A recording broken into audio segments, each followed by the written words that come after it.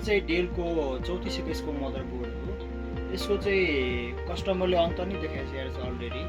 यसको प्रब्लम चाहिँ के हो भने यो चाहिँ फुल सर्ट मदरबोर्ड छ, फुल सर्टिङ छ यो मदरबोर्डमा। यो चाहिँ बनाउनको लागि चाहिँ प्रोसेसमा छ होइन। त्यस्तै हामीसँग यो एउटा एचपीको मदरबोर्ड छ, एचपी ल्यापटप। यो पनि अन्त चाहिँ अलरेडी ट्राई गरिसकेको छ है। त्यस्तै यो चाहिँ एसुसको जेनबुक छ है, जेनबुकको मदरबोर्ड आएको छ हामी कहाँ रिपेयर हुनुको लागि। त्यस्तै लिनोभो ल्यापटप पनि आएको छ हामी कहाँ रिपेयर हुनुको लागि है। यसको चाहिँ आयो कन्ट्रोलर चाहिँ जलेको छ है। त्यस्तै यो चाहिँ डेलको ल्यापटप हो, यो चाहिँ भर्खर सर्भ भयो। यसमा चाहिँ मदरबोर्ड समस्या थियो, मदरबोर्ड प्रब्लम थियो अनि यो मदरबोर्ड बनिसक्यो है। अनि यसमा चाहिँ मदरबोर्ड बनिसकेपछि यसमा चाहिँ ब्याट्री पनि प्रब्लम थियो अनि ब्याट्री पनि चेन्ज गरेको हो।